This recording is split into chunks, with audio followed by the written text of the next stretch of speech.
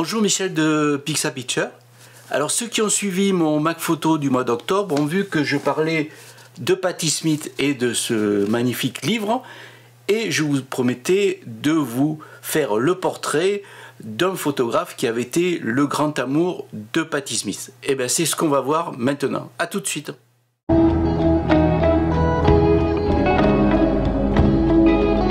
Alors ce photographe, c'est Robert Mapplethorpe. Alors je devrais dire plutôt Robert, parce que c'est un Américain. Il est né en 1946 à New York. Il est d'une famille de 6 enfants, d'une famille bourgeoise.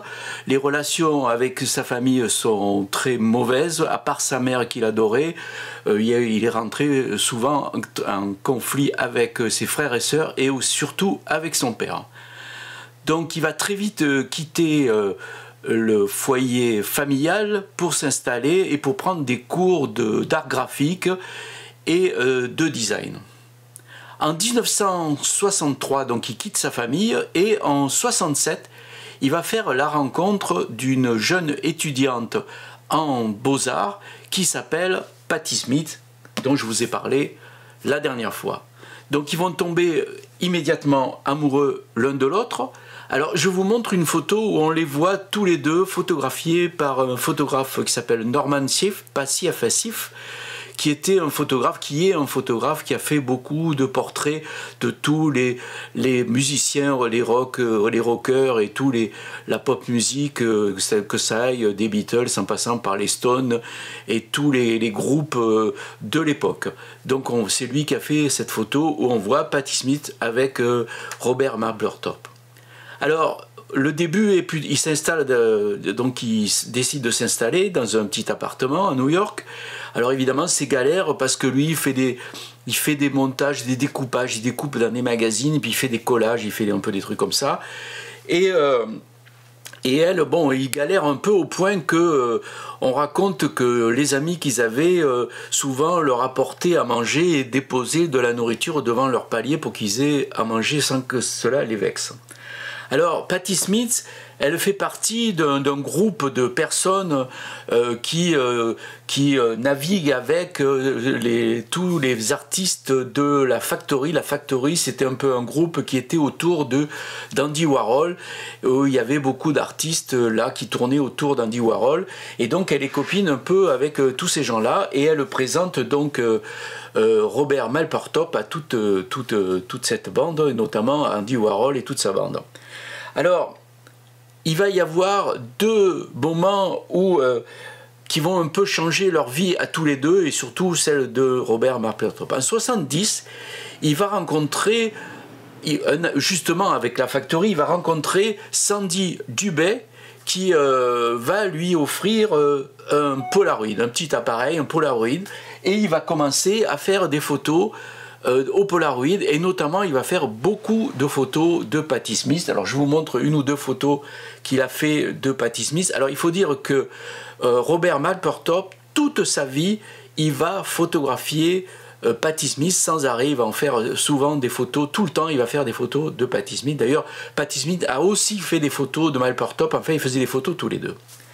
Alors il commence à faire des Polaroids, et un an après, il y a un autre ami qui s'appelle John McKendry, qui va remarquer ces photos et qui est en relation avec le Metropolitan Museum of Art à New York, et il va présenter ces Polaroids justement à ce muséum-là, et ils vont trouver que ces Polaroids sont assez formidables, et ils vont essayer de faire une expo. D'ailleurs, plus tard, il va y avoir un livre qui va sortir fait avec ces Polaroids faits par Robert Mapplethorpe. Alors il commence à avoir un peu de travail, un peu d'argent, et il va commencer à travailler de façon professionnelle. Alors là aussi, McKendry va lui offrir un autre appareil, toujours un autre appareil Polaroid avec un plus grand format. Et puis plus tard, il va continuer à faire des photos au Polaroid avec des grands formats. Et puis plus tard, on va lui offrir un Hasselblad, l'Hasselblad qui est un argentique, un appareil argentique, qui fait des formats 6:6. Donc la plupart des photos de Mapplethorpe que je vais vous montrer, que vous verrez, sont faites au format carré. En 1972, il va rencontrer une autre personne qui s'appelle Sam Wagstaff, quelqu'un d'assez riche, ils vont tomber amoureux tous les deux, et lui va lui offrir carrément un studio pour qu'il aille faire ses photos. Donc il est très riche, et il va lui offrir un studio où justement Robert Mapplethorpe va s'installer. Alors, de plus en plus, avec tous les membres qui côtoient dans la factory de Andy Warhol, il y a beaucoup d'hommes, et donc il va de plus en plus fréquenter des hommes. Du coup, avec Patti Smith, ils vont se séparer, mais ils vont rester amis toute leur vie. Jusqu'à sa mort, Patti Smith va rester amie avec Robert Mapplethorpe, et Robert Mapplethorpe va tout le temps faire des photos d'elle. Ils vont être en relation sans arrêt. D'ailleurs, il va faire des photos pour illustrer un des poèmes que va écrire Patti Smith. Plus tard, je crois qu'en 72 ou 73, il va faire la célèbre pochette de l'album de Patti Smith qui s'appelle Horses, un album que je vous recommande, qui est assez extraordinaire. Je vous montre la pochette. Il va faire encore d'autres photos d'albums de Patti Smith. Toute leur vie, ils vont rester en contact, même si Robert Mapplethorpe va plutôt avoir des relations avec des hommes. Alors, toujours avec les membres de la factory, il va côtoyer beaucoup de personnes de ce monde très branché, et notamment qui ont tendance à aller faire des fêtes sans arrêt, d'aller dans des îles paradisiaques comme les îles Moustiques et tout ça. Et c'est là qu'il va commencer à travailler pour des magazines et faire des photos de beaucoup de célébrités. Alors il va rencontrer Bianca et Mike Jagger, il va rencontrer Loulou de la Falaise, il va rencontrer le Berger qui est l'amant de Yves Saint Laurent, etc., etc. Et il va commencer à faire beaucoup de portraits. Alors je vous montre quelques photos de portraits de Robert Mapplethorpe qui sont assez extraordinaires parce que c'est des photos format carré, avec les visages sont toujours très blancs, comme là par exemple il a photographié Roberta Rossellini, il a photographié bon. Alors il a fait aussi des photos d'Andy Warhol. Alors, les relations avec Andy Warhol étaient plutôt tendues parce que c'était une bataille d'ego, parce que Andy Warhol avait proposé à Robert Mapplethorpe d'être le photographe un peu de la factory. Mais lui, ça ne l'intéressait pas d'être un peu le côté artisan. Mapplethorpe, lui, ce qu'il voulait, c'est être un grand photographe. Et surtout, Mapplethorpe, il voulait être le meilleur et il voulait aussi gagner beaucoup d'argent. Donc, un peu ces relations avec Andy Warhol étaient toujours tendues, chacun étant jaloux l'un de l'autre. Alors, Andy Warhol a fait des photos de Mapplethorpe, Mapplethorpe a fait des photos d'Andy Warhol, mais disons que les relations n'étaient pas très bonnes. Il va de plus en plus faire des photos de personnes, de portraits. Il va aussi rencontrer une autre femme qui s'appelle Lisa Lyon, qui a été la première femme championne du monde de bodybuilding. Alors il va faire beaucoup de photos d'elle. Il y a même un livre qui va sortir. Je vous montre la pochette. J'ai pas ce livre, mais il a fait un livre sur Lisa Lyon. Qui va, elle, devenir la femme du chanteur Bernard Lavilliers. Ils vont être mariés pendant 2 ans. Alors tout ce petit monde va être frappé de plein fouet dans les années 80 par une terrible catastrophe, c'est l'arrivée du sida. Alors on est dans les années 80-86, Mapplethorpe est soigné pour une pneumonie. Il va à l'hôpital pour être soigné par une pneumonie, et là on lui dit qu'il est atteint du sida. Et donc là ça va être le commencement d'une période très compliquée pour lui, parce que évidemment à cette époque il n'y a pas encore la trithérapie, on connaît pas très bien, puis alors en plus autour de cette maladie avec les homosexuels, tout ça, l'Amérique conservatrice et tout ça, il y a beaucoup de choses qui vont se passer, et notamment même au sein même de ses amis, entre guillemets. Par exemple, on raconte que Andy Warhol, quand il a appris que Mapplethorpe avait le sida, à un dîner, il a refusé d'être assis à côté de lui parce qu'il avait peur de l'attraper. Alors ce qui est étonnant, c'est qu'en fait, Andy Warhol, il va mourir avant Mapplethorpe. Pas du sida, mais enfin d'un accident, je crois. Il va mourir avant. Donc voilà, il commence à devenir un peu des pestiférés. Beaucoup de ses amis vont mourir. Et notamment Sam Waksa, son mécène qui lui avait offert ce studio, va mourir. Il est très riche et alors dans son testament, c'est lui, Mapplethorpe, qui va hériter de tous les biens de ce milliardaire. Hein. Donc du coup, Mapplethorpe va se retrouver, déjà il travaillait et gagnait pas mal d'argent, il va se retrouver assez riche. D'ailleurs, par rapport à l'argent, il était très... on pourrait croire que, vu qu'il passait ses nuits dans des boîtes plus ou moins louches, c'était la fête permanente, qu'il avait une vie de dépravé, mais pas du tout. Mapplethorpe, c'était un dandy, c'est-à-dire c'était quelqu'un de très strict, quelqu'un d'assez gentil, qui était assez cool, et surtout quelqu'un qui gérait son métier de façon très stricte et très professionnelle, c'est-à-dire qu'il faisait attention d'être bien payé. D'ailleurs, quand il faisait des portraits, il se faisait payer très cher. À part Patti Smith, avec qui il faisait toujours des photos de façon gratuite, il a toujours fait les photos gratuites pour Patti Smith. Tous les autres, il fallait qu'ils payent. Et notamment, on raconte que son avocat, avec qui il était très ami, même je crois même ils étaient amants, à un moment, son avocat lui a demandé « Est-ce que tu peux me faire un portrait ?» Donc il lui a fait un portrait, et au moment où il lui a donné le tirage, il lui a mis la facture avec, et il lui a dit « Voilà, ça fait 5000 $. » Donc l'autre, il était fou de rage, parce qu'il dit « 5000 $, c'est énorme !» Mais voilà, c'était Mapplethorpe, c'est-à-dire que lorsque, par exemple, il a appris que son frère, qui était aussi photographe, enfin il travaillait dans un labo, et quand il a appris que son frère faisait une expo photo, il lui a dit « Attends, il est hors de question que tu exposes tes photos sous le nom de Mapplethorpe. Mapplethorpe, il n'y en a qu'un, c'est moi le photographe. Toi, tu n'as qu'à exposer tes photos en prenant le nom de notre mère, le nom de jeune fille de notre mère, et surtout pas Mapplethorpe. » Donc, il se prenait vraiment pour un artiste, un grand artiste, qu'il était d'ailleurs, hein. Il était quand même assez très strict, hein. C'était pas du tout le bohème qu'on pourrait imaginer, qui passait son temps à sortir et à se droguer. Voilà, mais alors, la maladie arrivant, évidemment là, à l'époque, il n'y avait pas les trithérapies, petit à petit, sa santé va se dégrader. Et il va, malgré tout, continuer sans arrêt à faire des photos. Alors il va se tourner sur des photos, il va continuer à faire des photos avec des hommes, hein, mais il va aussi se mettre à faire des photos de fleurs. Il était passionné de fleurs. Alors je vous montre quelques photos. Il faisait beaucoup de photos de tulipes, des arômes aussi. Il va faire beaucoup de photos de couleurs. D'ailleurs, il va sortir un livre qui s'appelle Flower. Alors si vous avez... Je n'ai pas ces livres. Alors il y a deux versions. Il y a un livre qui est autour de 30 ou 40 € qu'on vous pouvez acheter.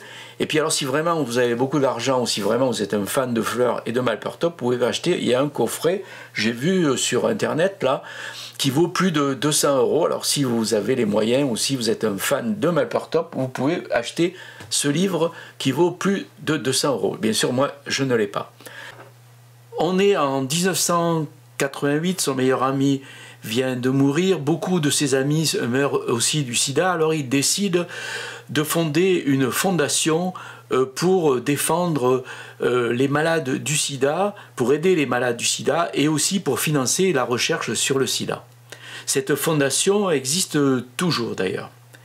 Alors, en même temps qu'il est très malade, il se déplace même à la fin en fauteuil roulant, il a toujours ce projet d'une grande expo qui s'appelle The Perfect Moment.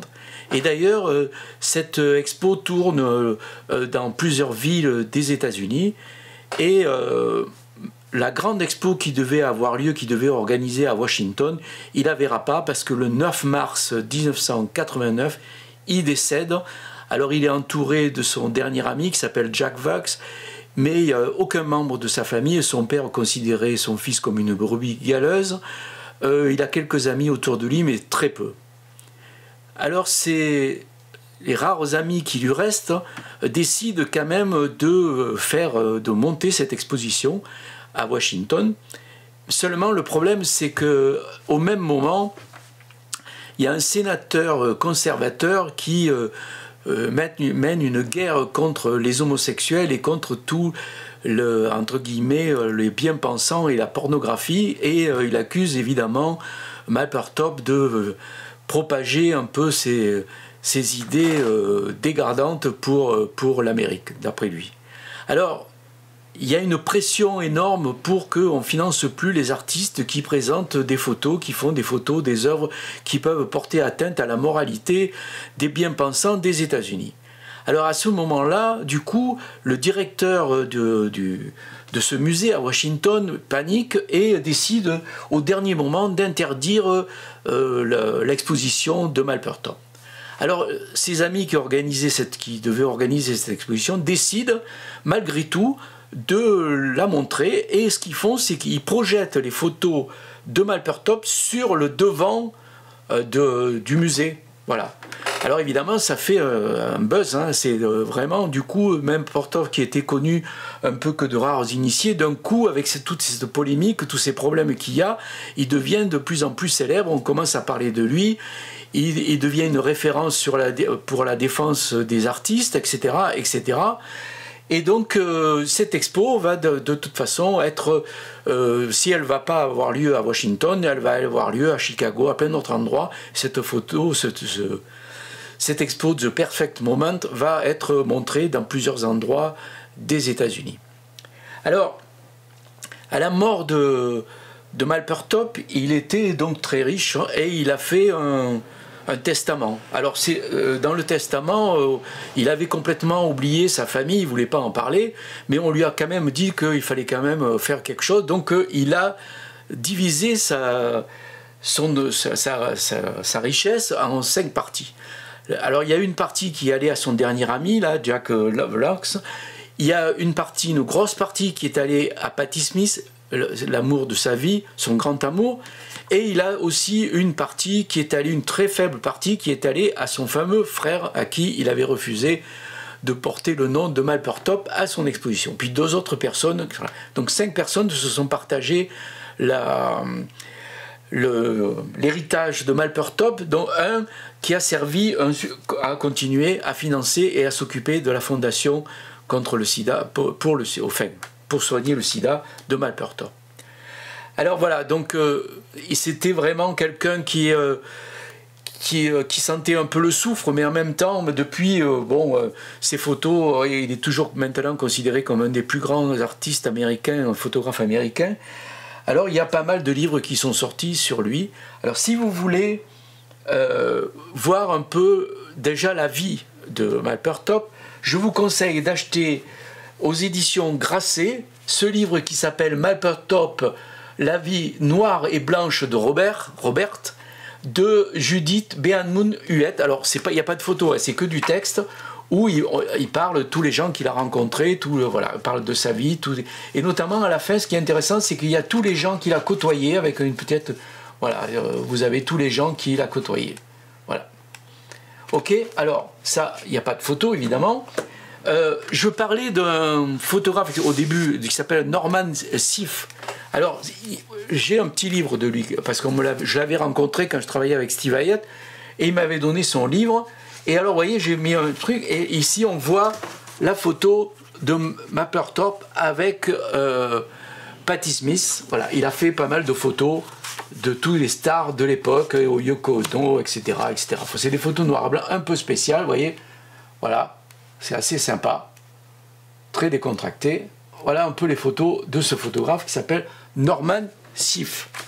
Alors, au niveau photo de Mapplethorpe, à part ces livres-là où il ne montre pas forcément des photos de lui, vous avez cet énorme livre qui s'appelle Mapplethorpe, vous voyez, très lourd, très gros, voilà. Et alors j'ai mis des marque-pages parce qu'il y a tellement de photos que je ne peux pas tout vous montrer. Et alors ce qui est bien avec ce livre, d'abord il est édité en français avec un texte français, ça ce qui est génial. Et surtout, il montre toute l'œuvre de Mapplethorpe du début où il faisait les Polaroids avec Patti Smith jusqu'à le dernier jour de sa vie, où il a fait toutes les photos qu'il a fait au dernier jour de sa vie. Alors je vous montre un peu les photos. Alors d'abord ça commence avec les Polaroid qui faisaient de Patti Smith, vous voyez. Il se faisait aussi des portraits, beaucoup de portraits. Voilà, alors beaucoup de photos de Patti Smith, bien sûr qu'il a fait tout au long de sa vie. Le fameux photo qui a servi de couverture pour l'album Horses. Encore Patti Smith qui ressemble à mon avis un peu à Jane Birkin, on dirait, il y a un petit côté Jane Birkin. Des photos d'elle, des nus. Alors des photos très intéressantes qu'il faisait, vous voyez un peu. Ça c'était en 78 qu'il a fait ça. C'est super, hein. Voilà. La photo de l'album Waves de Patti Smith. Alors après, bon après, tous les portraits qu'il a fait de personnalités, notamment ici David Hockney, et puis d'autres, beaucoup d'autres personnalités. Je passe un peu. Ici c'est Lisa Lyon, qui est la première femme championne du monde de bodybuilding. Il a fait beaucoup de photos d'elle. Après vous avez les fameux portraits que j'adore, avec ces lumières très directes, très douces, très blanches de tous les gens qu'il a photographiés. Ici c'est Greg Jones, vous voyez ici, Lucie, voilà. C'est très beau, hein, c'est sur fond noir, très blanc sur fond noir. Voilà, on continue. Voilà, vous reconnaissez un peu toutes les stars. Ça c'est Paloma Picasso. Voilà. Voilà, Rossellina, Isabella Rossellini, je vais y arriver. Vous voyez un peu tous les portraits. Là c'est encore lui, et là on est en 86, il vient d'apprendre qu'il a le sida. Voilà, plein de photos. Vous voyez, toujours cette lumière blanche comme ça sur un fond noir, c'est super beau, hein. Voilà. Voilà, vous voyez un peu, c'est génial. Voilà. Alors, ce qui est intéressant dans ce livre, c'est que quand on regarde la tranche, il y a une partie comme ça rouge. Parce que, en fait, ici, vous voyez, là, entre cette partie-là et celle-là, vous voyez, à l'intérieur, il y a des photos qui sont très, disons, hard, qui ne sont pas à mettre entre les mains de beaucoup de personnes sensibles. Donc, vous voyez, donc vous pouvez feuilleter le livre, le montrer à vos enfants et puis éviter de tourner les pages qui sont comprises entre les deux pages rouges là. Voilà. Donc c'est assez rigolo. Alors évidemment vous avez aussi toutes les photos après qu'il a faites, voilà, de fleurs, etc. Et que je ne vais pas tout vous montrer. Voilà, c'est quand même un peu. Alors il n'a pas fait que des photos de fleurs, il a fait aussi des feuilles, il a fait des légumes, il a fait plein de trucs, vous voyez, un peu. Des roses, des orchidées. Encore une orchidée, un catélia, comme dire, voilà. Vous voyez, des trucs très graphiques. Voilà, il a fait aussi des poissons, des poules, etc. Et des légumes. Voilà. Voilà un peu ce super livre que je vous conseille si vous n'avez pas les moyens de vous acheter le Flower à 200 et quelques euros. Celui-là, il vaut beaucoup moins, il vaut dans les 30 ou 40 euros. Voilà, ce portrait de Mapplethorpe, l'enfant maudit de la photographie américaine, qui se termine. J'espère que ça vous a plu. Je vais en faire d'autres, hein, évidemment, parce que j'adore faire ça, et plutôt que de parler technique, j'aime bien montrer plutôt des portraits de photographes comme ça, célèbres. Voilà. Donc, portez-vous bien, je vous embrasse, on se donne rendez-vous au prochain portrait de photographe. Salut, ciao, ciao!